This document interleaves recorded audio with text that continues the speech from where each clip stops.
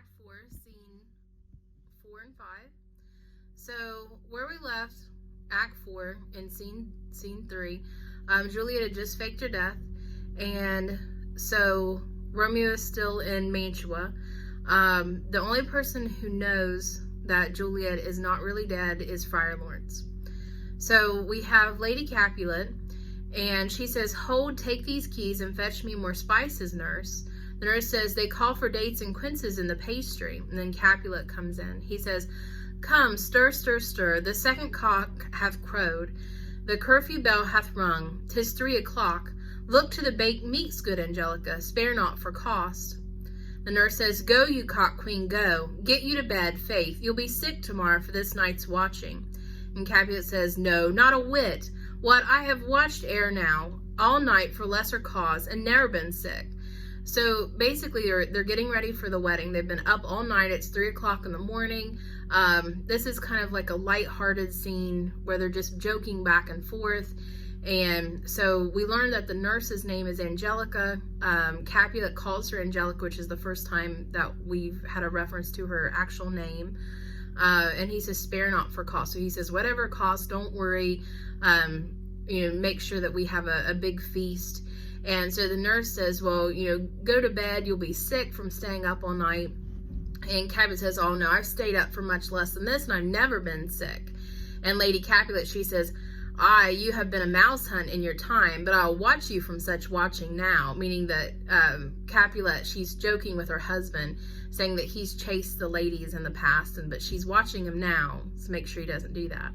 So she exits with the nurse, and Capulet jokingly says, "Oh, a jealous hood, so meaning that she's a jealous woman." Then we have three or four serving men come in, and Capulet says, "Now, fellow, what is there?" So they're still getting ready for the wedding. The first serving man says, "Thanks for the cook, sir, but I do not know what." And Capulet says, make haste, sirrah." And then the first serving man leaves, and he says, "Fetch drier logs, call Peter, he will show thee where they are." And the second serving man says, "I have a head, sir, that will find out logs and never trouble Peter for the matter." And then the second serving man leaves, and Capulet says, "Mass and well said, a merry horse and haw. Thou shalt be loggerhead, good faith 'tis day. The county will be here with music straight, for so he said he would. I hear him near." And then the music plays. And he says, "Nurse, wife, what ho, what nurse, I say." And then the nurse comes in, and Capulet says, "Go waken Juliet, go and trim her up. I'll go and chat with Paris. Hi, make haste, the bridegroom is come already, make haste, I say." So they're just basically like joking back and forth, getting ready for the wedding, talking about, getting the wood for the fire. And so Capulet, he hears music. So Paris was supposed to bring the musicians. So he hears Paris, and he's on his way, and he tells his wife and the nurse to go wake Juliet up, tell her Paris is there, and that he'll talk to Paris until she can come downstairs. So now the nurse is on her way up to Juliet's room. Remember, Juliet has already taken the potion several hours ago. So the nurse comes into Juliet's room, and she says, "Mistress, what mistress, Juliet? Fast I warrant her she. Why, lamb, why, lady, fie, you slug a bed.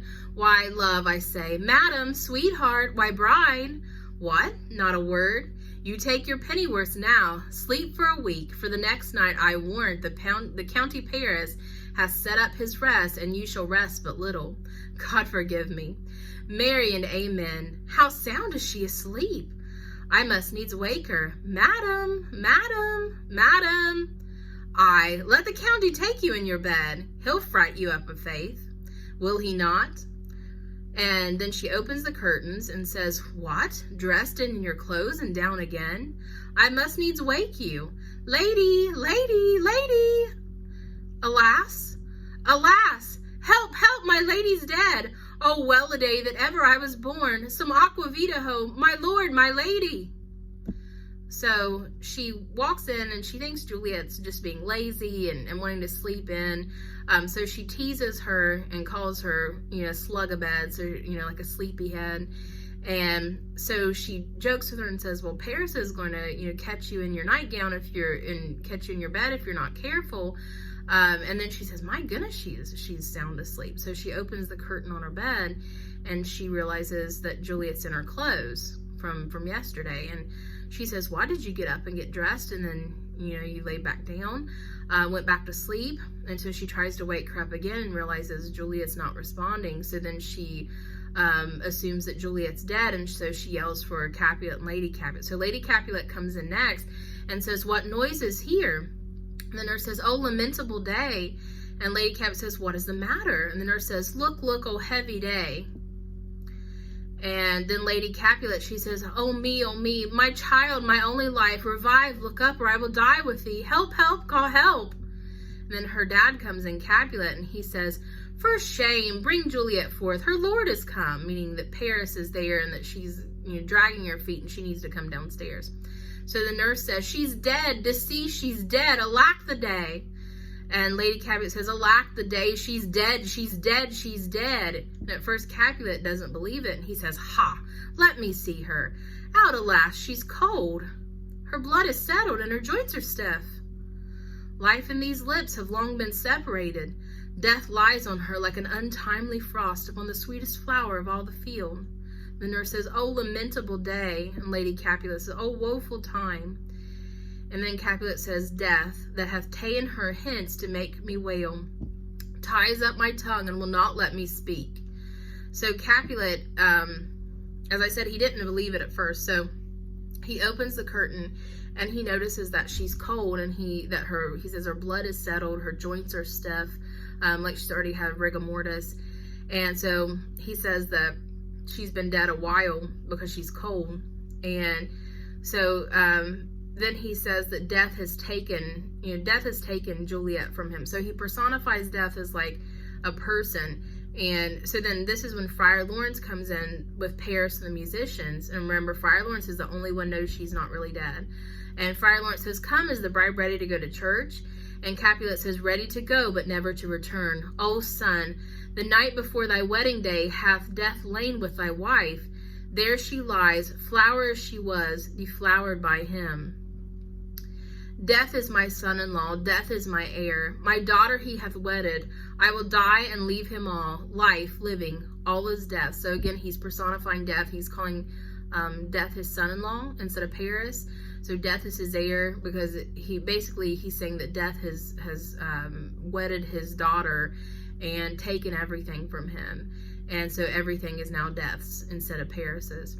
So Paris says, have I thought long to see this morning's faith, and doth it give me such a sight as this? And Lady Capulet says, accursed, unhappy, wretched, hateful day, most miserable hour that e'er time saw, in lasting labor of this pilgrimage. But one poor and loving child, but one thing to rejoice and solace in, and cruel death hath catched it from my sight. So she's saying that basically that they'd been looking forward to this wedding, and now it's done. So death has stolen this wedding day from all of them. So the nurse says, oh woe, oh woeful, woeful, woeful day, most lamentable day, most woeful day that ever I did behold. Oh day, oh day, oh day, oh hateful day, never has been so black a day as this. Oh woeful day, oh woeful day. And woeful means sad, so she's saying there's never been a sadder day than this. And Paris says, beguiled, divorced, wrong, spited, slain, most detestable death by thee beguiled, by cruel thee quite overthrown. O love, O life, not life, but love and death.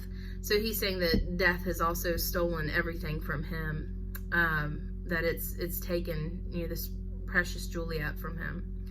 And Capulet says, despised, distressed, hated, martyred, killed, uncomfortable time, why camest thou now to murder our solemnity? O child, my soul and not my child. Dead art thou, alack, my child is dead, and with my child my joys are buried. So he's saying that now it's all of his happiness is gone now that Juliet's dead. Now this is kind of interesting, because remember they had the fight scene where she got in that huge argument with him. He said that he didn't care if she died or she starved on the street. So it's ironic that now he's saying that all of his joys are gone because Juliet is gone. So it kind of makes you think, like, would he have really kicked her out if she would have decided she wasn't going to marry Paris, or she would have pushed back harder? Would he have actually went through with it? So, we never know. But we know that he's definitely showing a lot of sadness here and a lot of grief. So Friar Laurence, He says, peace, ho, for shame. Confusion's cure lives not in these confusions. Heaven and yourself had part in this fair maid. Now heaven hath all. So he's telling them, don't grieve so much because she's in heaven. And he continues and he says, and all the better it is for the maid. Your part in her you could not keep from death. But heaven keeps his part in eternal life. The most you sought was her promotion, for 'twas your heaven she should be advanced.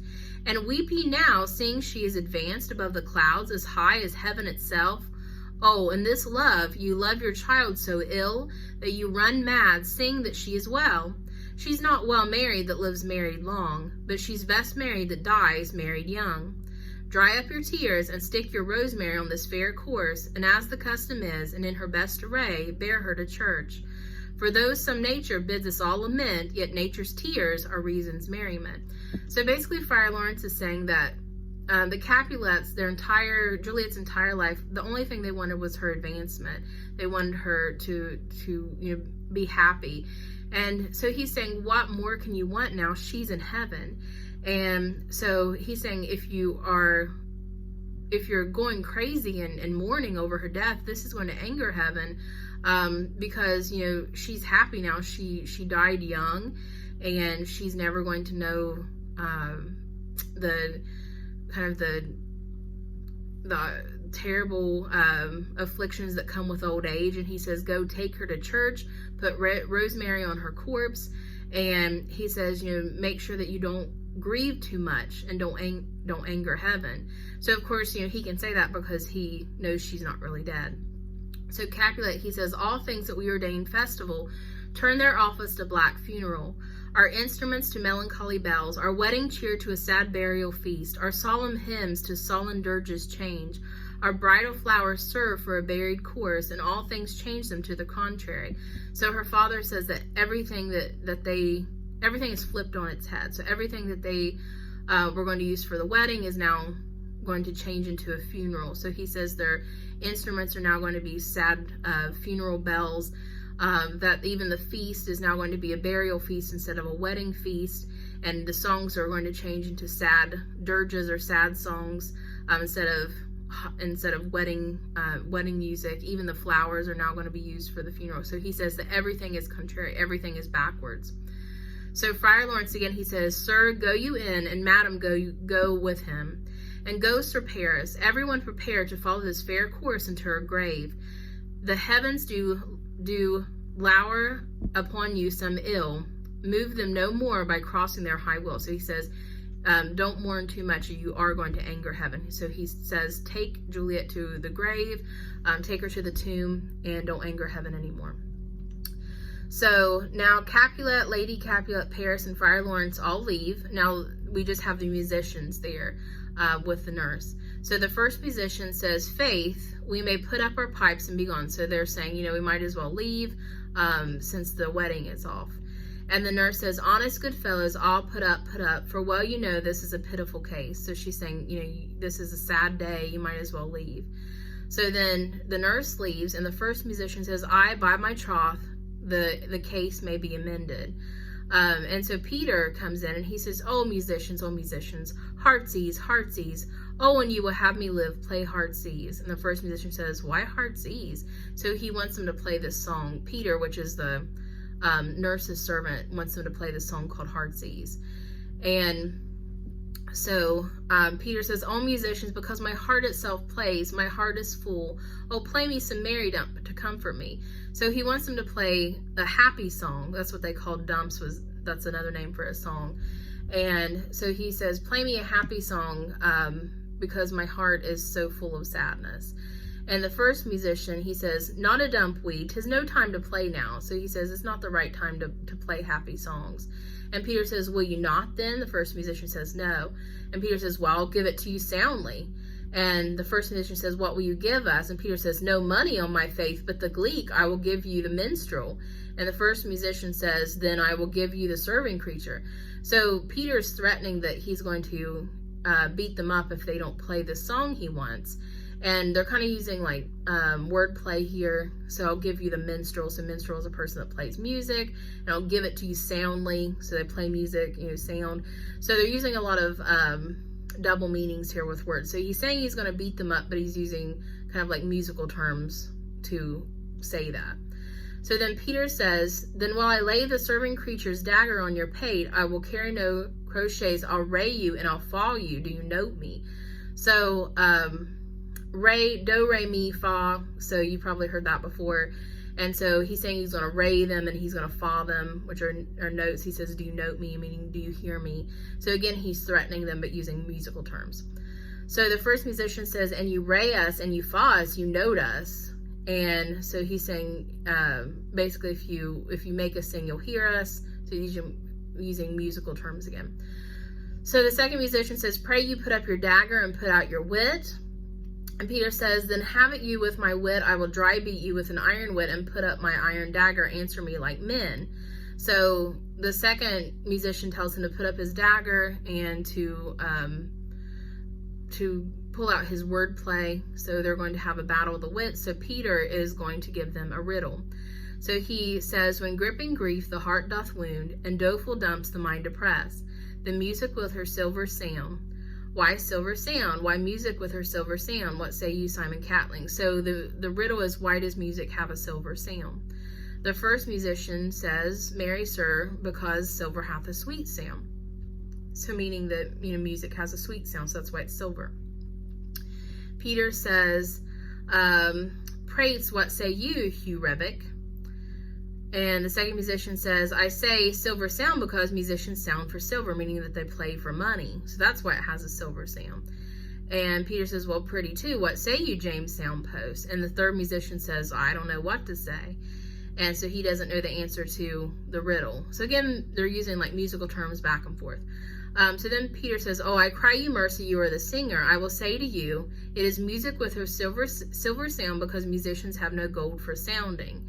Meaning that that musicians are poor and they have no money. So that's why it's silver instead of gold.